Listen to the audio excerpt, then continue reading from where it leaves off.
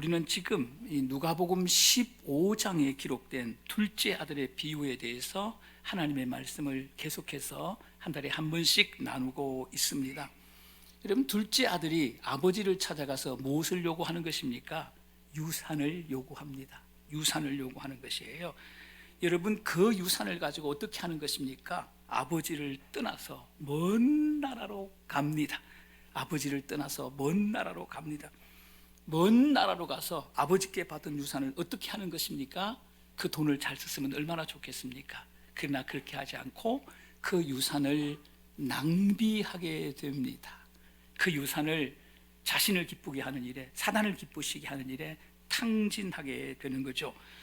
여러분, 유산을 낭비하는 삶을 오늘 본문은 한마디로 표현합니다. 한 단어로 표현합니다. 어떻게 표현합니까? 허랑방탕, 이런 단어로 표현을 합니다. 아버지께 받은 그 유산을 낭비하는 그 삶을 허랑방탕, 이런 단어로 표현을 합니다. 그래서 오늘은 네 번째로 이 허랑방탕하는 아들에 대해서 하나님의 말씀을 함께 나누어 드리려고 합니다. 오늘 본문에 나오는 이 둘째 아들을 일반적으로는 탕자다 그럽니다. 우리는 탕자로 이렇게 알고 있습니다. 여러분, 왜 탕자라고 하는 것입니까? 그 이유가 있겠죠. 탕자라고 하는 이유는 아버지를 떠나서 허랑방탕했기 때문입니다. 제 멋대로 살았기 때문입니다.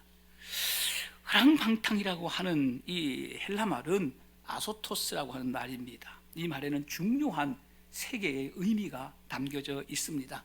이 아스토스는 첫 번째로 이 방종이라고 하는 말이 있습니다. 이 방종이 무엇입니까? 우리가 잘 알고 있는 단어예요. 방종이라고 하는 것은 무절제한 삶을 가리키는 것입니다. 절제가 안 되는 겁니다. 자기 하고 싶은 대로 하는 거예요. 자기 멋대로 사는 거예요. 절제가 안 되는 것입니다. 여러분, 절제가 되지 않는 삶, 이걸 방종이라고 하는 것입니다. 이 무절제한 삶이라고 하는 것은 나쁜 거예요. 자기 생각대로, 자기 성질대로, 자기 뜻대로 사는 것입니다. 이게 방종입니다. 여러분, 이렇게 방종하면, 이렇게 살면 어떻게 되겠습니까? 반드시 망하게 되어 있습니다. 반드시 불행하게 되어 있는 것입니다. 그래서 성경은 절제가 중요하다고 가르치고 있습니다. 절제가 안 되면 방종하게 되거든요. 그래서 절제가 중요하다 이렇게 말씀하고 있습니다. 탕자는 방종했습니다. 무절제했습니다. 자기 마음대로 살았습니다. 자기 하고 싶은 대로 살았습니다. 그래서 어떻게 되었습니까? 결과는 망하게 되었습니다. 불행하게 되었다라고 하는 것입니다. 여러분, 둘째로 이 허랑방탕이라고 하는 말 아스토스는 어떤 뜻이 있느냐 하게 되면은 광란이라고 하는 뜻이 있습니다. 이것도 우리에게 잘 알려진 단어죠. 광란입니다. 광란이 뭐예요? 미친 짓을 가리키는 것입니다. 광란이 무엇입니까? 미친 사람처럼 사는 거예요. 정상적인 삶이 아니에요. 미친 사람처럼 사는 거예요. 아주 비정상적인 삶이에요. 탕자는 아버지에게 유산을 받아서 먼 나라에 가서 미친놈처럼 살았다는 것입니다. 정상적인 삶을 살지 않았다는 거예요. 어떻게 되겠습니까? 망했습니다. 이것이 광란의 열매예요. 광란의 결과예요. 또 이 허랑방탕이라고 하는 말 아스토스는 이런 의미가 있습니다. 중심을 잃다라고 하는 뜻이 있습니다. 여러분, 중심을 잃으면 어떤 일이 벌어지는 것입니까? 중심을 잃으면 넘어지게 되어 있는 것입니다. 넘어지는 거 왜 넘어져요? 중심을 잃어버리면 그냥 쓰러지는 거예요. 넘어지는 것입니다. 여러분, 성경은 이 넘어지는 것, 중심을 잃고 이 넘어지는 것을 뭐라고 표현하는 것입니까? 죄라고 표현하는 것입니다. 이건 패배라고 표현하는, 넘어지는 거 패배잖아요. 패배라고 표현하는 것입니다. 이것을 불행이라고 표현하는 것입니다. 그러니까 중심을 잃고 넘어지게 되면 이게 패배예요. 이게 불행이에요. 탕자는 중심을 잃고 넘어져서 죽음 직전까지 갔습니다. 죽음 직전까지 간 것이에요. 그러므로 우리는 이 세상에 살 때 아주 중요하게 생각해야 될 것이 무엇입니까? 세상에서도 중심을 지켜야 되는 거예요. 중심을 잃어버리면 안 되는 거예요. 우리가 가정에서 가정생활 할 때도 함부로 살면 안 되는 것이에요. 중심을 지켜야 되는 거예요. 아내도 남편도 자식도 중심을 지켜야 되는 거예요. 그래야 행복의 파랑새가 날아오는 거예요. 여러분, 우리가 교회에서 신앙생활 할 때도 중요한 게 뭐냐게 되면 중심을 지키는 것이 굉장히 중요한 것이에요. 중심을 지켜야 돼요. 그래야 성공이 있고, 그래야 행복이 있고, 그래야 축복이 있는 것입니다. 성공과 행복과 축복이라고 하는 것은 우리가 세상에서, 가정에서, 교회에서 중심을 지킬 때에 열리는 열매라는 것입니다. 그렇습니다. 허랑방탕은 방종입니다. 허랑방탕은 광단입니다. 허랑방탕은 중심을 잃고 넘어지는 것입니다. 그렇다면 탕자가 이렇게 허랑방탕한 이유가 뭐냐는 거예요. 이렇게 망가진 이유가 무엇입니까? 오늘 보면 13절 말씀을 함께 읽겠습니다. 시작. 그 후 며칠이 안 되어 둘째 아들이 재물을 다 모아가지고 먼 나라에 가 거기서 허랑방탕하여 그 재산을 낭비하더니, 둘째 아들이 재산을 모아가지고 어디로 가는 것입니까? 성경이 말한 먼 나라로 갔다. 이렇게 하면 안 되는 거예요. 이렇게 하면 안 되는 거예요. 유산을 받아서 둘째 아들이 먼 나라에 가. 성경은 이렇게 표현하고 있습니다. 여러분, 먼 나라가 무엇입니까? 먼 나라는 아버지가 없는 곳입니다. 그게 먼 나라예요. 아버지가 없는 곳, 그게 먼 나라라는 거예요. 여러분, 먼 나라라고 하는 것은 아버지와 단절된 장소예요. 아버지와 단절된 장소예요. 아버지가 아들을 볼 수가 없고 아들도 아버지를 볼 수 없는 아버지와 완전히 단절된 장소예요. 그게 먼 나라예요. 여러분, 먼 나라는 아버지를 멀리 떠났다는 말인 것입니다. 왜 자녀들이 가출을 하는 것입니까? 왜 아버지의 집을 떠나는 것입니까? 아버지의 집을 떠나야, 아버지의 얼굴을 떠나야 자기 마음대로 할 수 있기 때문입니다. 여러분, 자기 마음대로, 자기 뜻대로, 자기 성질대로, 자기 하고 싶은 대로 여러분 사는 삶을 뭐라고 하는 것입니까?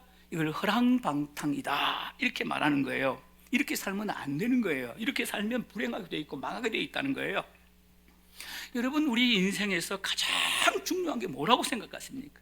여러분, 우리 신앙생활에서 가장 중요한 게 뭐라고 생각하십니까? 이런 믿음 다음으로 중요한 것은 아버지에게 붙어 있는 겁니다. 아버지에게 붙어 있는 거예요.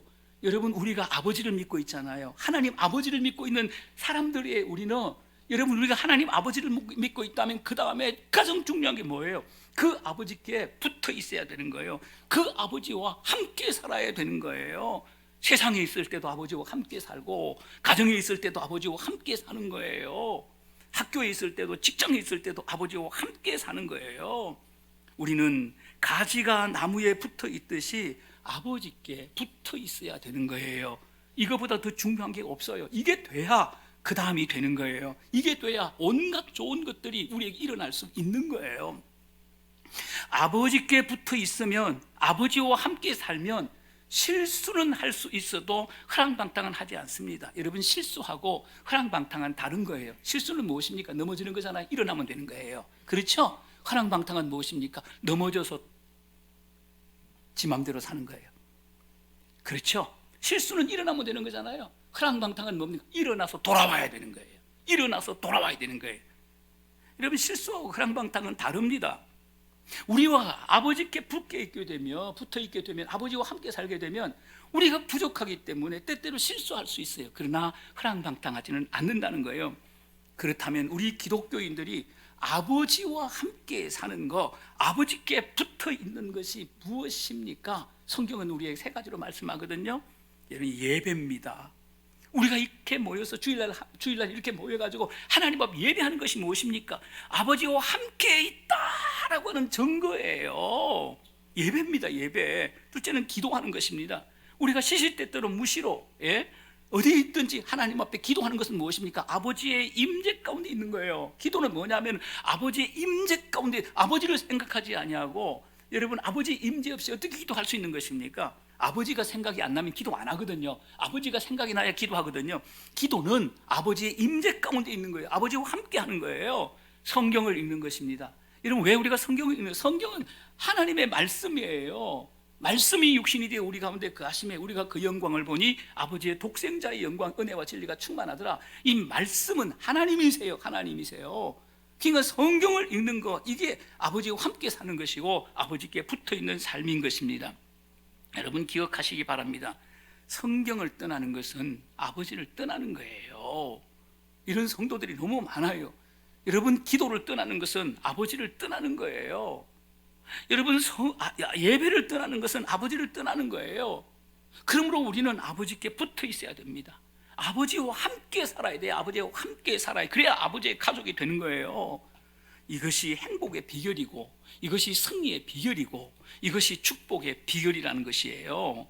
나는 우리 성도님들이 이렇게 살아갈 수 있기를 주님의 이름으로 축원합니다. 우리 본문 13절 말씀을 다시 한번 읽겠습니다. 시작. 그 후 며칠이 안 되어 둘째 아들이 재물을 다 모아가지고 먼 나라에 가 거기서 허랑방탕하여 그 재산을 낭비하더니, 여러분, 탕자는 어디서 허랑방탕하는 것입니까? 오늘 본문 보시기 바랍니다. 어디서 허랑방탕한다고요? 거기서 허랑방탕하는 거예요. 여러분, 거기가 어디입니까? 거기가 어디예요? 거기는 아버지가 없는 곳입니다. 아버지가 없는 곳이에요. 거기서 허랑방탕하는 거예요. 아버지가 없는 곳입니다. 여러분, 아버지가 없는 곳이 어떤 곳입니까? 자기 마음대로 살 수 있는 곳입니다. 자기 뜻대로, 자기 성질대로 살 수 있는 곳입니다. 그게 거기서예요. 여기가 아버지가 없는 곳입니다. 탕자는 아버지가 없는 곳에서 자기 마음대로 사는 거예요. 자기 마음대로 사는 거예요. 자기 하고 싶은 대로 하는 거예요. 이게 허랑방탕입니다. 여러분, 거지는 능력이 없어도 거지가 될 수가 있어요. 거지는 능력이 없어도 거지가 될 수가 있어요. 그러나 허랑방탕은 허랑방탕할 수 있는 능력이 있어야 허랑방탕할 수가 있는 거예요. 허랑방탕할 수가 있는 것이에요. 여러분, 능력이 없이는 허랑방탕할 수가 없는 겁니다. 여러분, 돈이 없는데 술 먹을 수 있겠습니까? 여러분, 돈이 없는데 바람 피울 수 있겠습니까? 안 돼요. 안 되는 것입니다. 여러분, 오늘 본문에 나타난 이 탕자가 허랑방탕할 수 있는 능력이 있었다는 거예요. 그 허랑방탕할 수 있는 능력이 무엇입니까? 성경은 이렇게 말씀합니다. 재산을 낭비하더니. 이 낭비하는 게 허랑방탕이거든요. 이 낭비 앞에 있는 단어가 무엇입니까? 재산을 낭비하더니. 재산이 있었기 때문에 낭비가 가능한 거예요. 허랑방탕이 가능했다는 거예요. 그러므로 허랑방탕의 능력이 뭐냐? 재산이라는 거예요. 재정이라는 거예요. 돈이라는 거예요. 탕자는 돈이 있었기 때문에 그 돈으로 허랑방탕했다는 것입니다. 여러분, 기억하시기 바랍니다.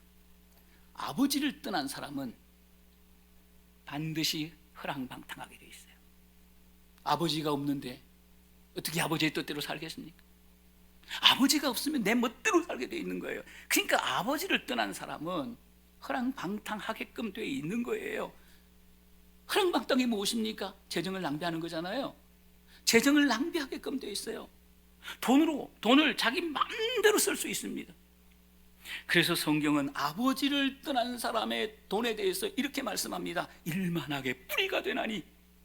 아버지를 떠난 사람의 돈은 일만하게 뿌리가 됩니다. 그렇습니다. 아버지를 떠난 사람은 돈을 잘못 쓰게 되어 있다는 거예요. 돈을 잘 쓰는 게 굉장히 중요한 거예요. 신앙생활의 핵심이 뭔지 아십니까? 돈 잘 쓰는 거예요. 왜 아버지를 떠난 사람은 돈을 잘못 사용하는 것입니까? 아버지를 떠난 사람은 돈을 자기 것이라고 생각하기 때문입니다. 내 것이라고 생각하기 때문에 내 맘대로 쓰는 거예요. 예? 내 것이라고 생각하기 때문에 내 맘대로 쓰는 거예요. 다른 사람 의식하지 않아요. 내가 하고 싶은 대로 하는 거예요, 돈으로. 탕자는 아버지로부터 받은 유산을 자기 것이라고 생각을 했기 때문에 자기 마음대로 사용하는 것입니다. 자기 마음대로, 돈을 자기 마음대로 사용하는 것, 이게 뭔지 아십니까? 허랑방탕이라는 것이에요.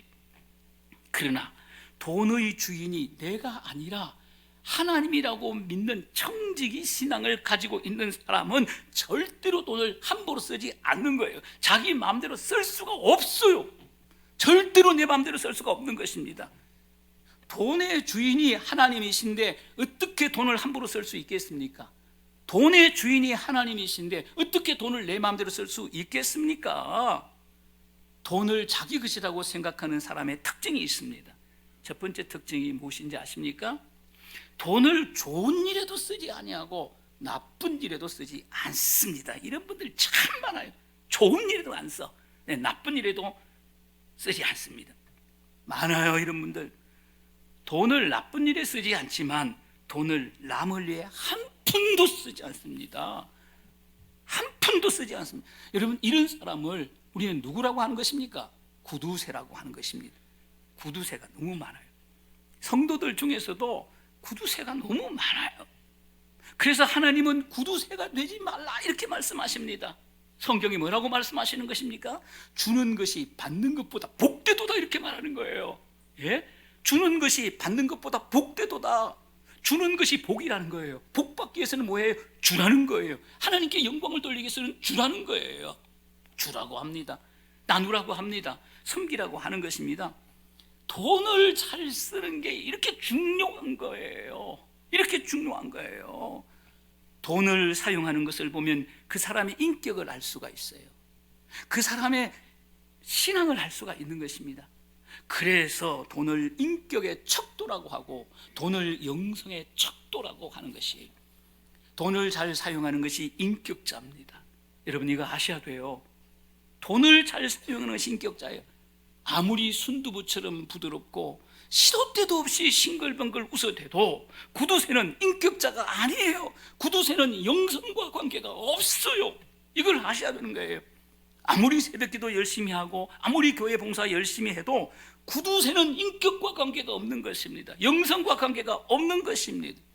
좀 부족하고 좀 성질이 급해도 가끔씩 넘어지기도 해도 돈으로 섬길 줄 아는 사람, 돈으로 사랑할 줄 아는 사람이 인격자예요. 영성가라는 것을 여러분들이 아셔야 돼요.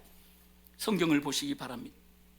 하나님의 사람들, 성령 충만한 사람들은 다 돈으로 하나님을 섬깁니다. 돈으로 사람을 섬기는 사람들입니다.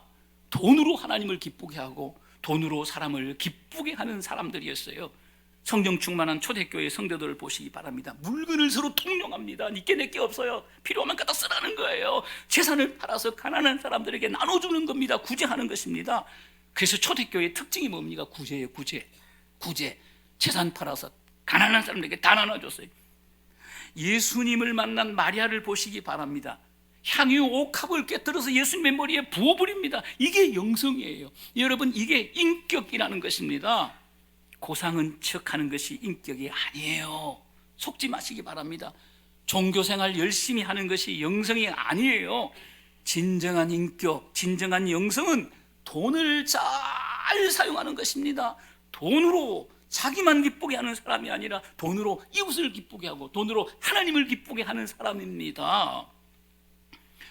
몇 주 전에 권사님이 퇴근을 하면서 제게 전화를 했습니다. 목사님, 우리 남편이 사고 쳤어요. 나는 뭐 큰 사고란 줄 알았습니다. 선교사님이 어렵다는 소식을 듣고 저한테 말도 안 하고 500만을 송금했어요. 이러더라고. 그래서 제가 이렇게 말했습니다. 권사님, 부인 허락도 없이 돈을 보내요? 강 큰 남편이네. 그 남편 지옥 갑니다. 제가 그랬습니다. 여러분 제가 권사님이 남편 욕하려고 제게 전화를 했겠습니까? 500만 원 송금했다고?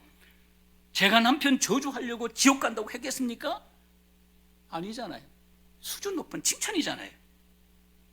그 남편이 그 주간에 제게 문자를 보내왔습니다. 목사님, 어려운 목사님들 모시고 휴가 간다면서요. 부족하지만 그 목사님들 식사 한 끼 대접하고 싶습니다. 그러면서 100만 원을 보내왔어요. 이 돈을 의미 있게 써야 되잖아요. 어떻게 쓸까 고민하다가 영월에서 하룻밤 자고 고성에서 하룻밤을 잤거든요. 영월에 가서 첫째 날 저녁 식사를 했어요. 그 유명한 영월 한우를 대접했습니다. 한 접시에 17만 원 하더라고요. 17만 원. 이걸 그냥 대접했어요. 저녁을 먹고 나서 목사님 한 분이 제게 와서 제 손을 꼭 잡더니 이렇게 말하더라고요. 목사님, 한우 1년 만에 처음 먹어봅니다. 제가 눈물이 핑 돌더라고요. 저는 10번도 더 먹거든요. 이게 한 주간에 그 가정에서 있었던 일이에요. 따끈따끈한 일. 이게 인격이에요. 이게 영성이에요. 돈을 자기 것이라고 생각하는 사람의 특징 두 번째가 뭔지 아십니까? 돈을 자기를 위해서만 쓰는 거예요. 자기를 위해서만 쓰고 죄 짓는 데 쓰는 것입니다. 자기를 위해서만 쓰고 죄 짓는 데 쓰는 거예요. 좋은 일에 한 푼도 쓰지 않고 못된 일에는 펑펑 씁니다. 돈으로 죄를 짓습니다. 돈으로 허랑방탕합니다. 돈으로 사단을 기쁘게 하는 것입니다. 똑같은 말이에요. 왜 이렇게 사는 겁니까? 그 이유는 아버지를 떠났기 때문이에요. 아버지가 없기 때문에, 아버지가 없기 때문이든지 아버지를 떠났기 때문이 둘 중에 하나입니다. 그러므로 인생의 정답은 아버지를 떠나지 않는 거예요. 아버지를 떠나지 않는 거예요.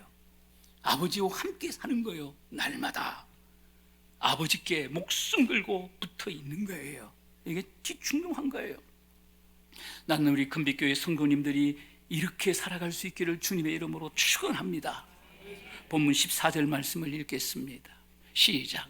다 없앤 후 그 나라에 큰 흉년이 들어 그가 비로소 궁핍한지라. 다 없앤 후, 다 없이 한 후. 저는 이 말씀을 읽는데 마음이 아팠어요. 다 없이 한 후.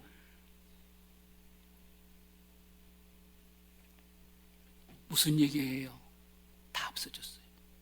그 많던 재산 한 푼도 없어졌어요. 한 푼도 없어요. 그 많던 유산, 그 많던 재적이 다 없어졌어요. 다 없이 한 후. 여러분에게 이런 일이 일어나면 안 되잖아요. 이 말씀은 여러분과 상관이 없어야 돼요. 여러분이 죽을 때까지 이 말씀은 여러분과 상관이 없어야 되는 것입니다. 기억하십시오. 재물을 믿음으로 사용하지 않고 자기 마음대로 재물을 죄 짓는 데 사용하게 되면, 재물로 허랑방탕하면 언젠가는 인생의 바닥을 만날 수가 있게 된다는 것이에요. 당자는 아버지를 떠나서 재물을 자기 마음대로 사용했습니다. 죄 짓는 데 사용했습니다. 어떻게 됐습니까? 다 없이 한 후, 다 없이 한 후. 이게 저주잖아요. 빈 깡통이 되었습니다. 거지가 되었습니다. 이런 인생이 되면 안 되는 거예요. 안 되는 거예요. 있으면 있는 대로 나누고, 없으면 없는 대로 나누고, 콩 하나라도 나누려고 하는 사람은 다 없이 한 후. 이 말씀은 상관이 없어요. 여러분이 죽을 때까지 상관이 없는 것입니다. 당자는 자기 마음대로 쓰다가, 돈 가지고 죄짓다가, 돈으로 사단을 기쁘게 하다가 다 없이 한 후 인생의 거지가 됩니다. 재물을 좋은 일에 사용하는 것이 복받는 길이에요. 여러분, 우리가 잘못 알고 있는 거 하나 있어요. 우리가 복 달라고 기도하면 하나님 복을 주실 줄 아는데 그거 거짓말이에요. 그건 거짓 메시지예요. 복 달라고 기도한다고 하나님 복 안 주세요. 하나님 안 속아요. 복 달라고 기도하지 마세요. 그 기도 안 이루어지는 것입니다. 여러분, 복 받는 유일한 방법이 있습니다. 그게 뭔지 아십니까? 복 받을 짓을 해야 돼요. 복 받을 짓을 해야 되는 거예요. 여러분, 구원은 은혜로 받는 거예요. 구원은요, 은혜로 받는 거예요. 죄를 짓는 현장에서 우리가 구원을 받을 수가 있어요. 그러나 축복은 복 받을 짓을 해야 받는 것입니다. 여러분, 복 받고 싶습니까? 복 받을 짓을 해야 돼요. 내가 하는 작은 행동 하나하나가 그게 복 받을 짓이 돼야 된다고요. 그래야 여러분의 인생에 어느 날 복이 온다는 거예요. 돈을 잘 사용하시기 바랍니다. 작은 돈이라도 잘 사용하시기 바랍니다. 그래야 복 받을 수 있는 것입니다. 나는 여러분들이 복 받을 짓으로 하나님의 축복을 경험한, 영육 간의 축복을 경험하는 복된 인생이 되실 수 있기를 축원합니다. 우리 14절 말씀을 다시 한번 읽겠습니다. 시작. 다 없앤 후 그 나라에 크게 흉년이 들어 그가 비로소 궁핍한지라. 돈을 다 탕진했는데, 다 탕진했습니다. 다 없이 한 후 다 탕진했습니다. 설상가상으로 그 나라에 큰 흉년이 들었습니다.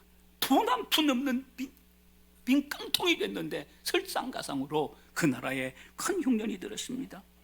여러분, 큰 흉년이 든 그 나라가 어느 나라입니까? 큰 흉년이 든 그 땅이 어느 땅입니까? 탕자가 살고 있는 나라예요. 예? 탕자가 살고 있는 땅이에요. 하나님께서 탕자가 살고 있는 그 땅에, 그 나라에 큰 흉년을 주셨습니다. 여러분, 이 흉년이 어떤 흉년인지 아십니까? 탕자 한 사람을 위한 흉년이에요. 이게 오늘 본문이 우리에게 가르치는 말, 탕자 한 사람을 위한 흉년이에요. 큰 흉년이 들지 않았다, 그냥 흉년이 들고 큰 흉년이 들지 않았다면 여러분, 돈 한 푼 없게 되면 뭐예요? 뭡니까? 그냥 일터에 나가서 있잖아요. 하루하루 벌어먹고 살 수가 있습니다. 밥 먹고 살 수가 있습니다. 죽진 않아요. 그러나 탕자가 살고 있는 나라에 흉년이 아니라 큰 흉년이 들었기 때문에 돈 벌 자리가 없어졌다는 거예요. 돈 벌 자리가 없어졌다는 거예요. 어디 가서 돈 법니까? 예? 먹고 살 자리가 없어졌다는 거예요. 어디 가서 먹고 삽니까? 그것을 성경이 기록하고 있는 거예요. 큰 흉년이 무엇입니까? 다른 말로 표현하면 막다른 골목, 막다른 골목입니다. 여러분, 막다른 골목이 무엇입니까? 죽느냐 사느냐의 문제가 있는 거예요. 죽느냐 사느냐의 문제가 있는 것입니다. 심각한 곳입니다. 탕자는 막다른 골목에서 살기 위해서 무엇을 합니까? 돼지 농장에 들어가서 취업을 하게 됩니다. 일을 하게 됩니다. 그러나 문제는 돼지 농장에서 일을 해도 배고픔의 문제를 해결할 수가 없어요. 흉년이 계속되자 돼지밥인 쥐엄 열매도 먹을 수가 없게 되었다는 것입니다.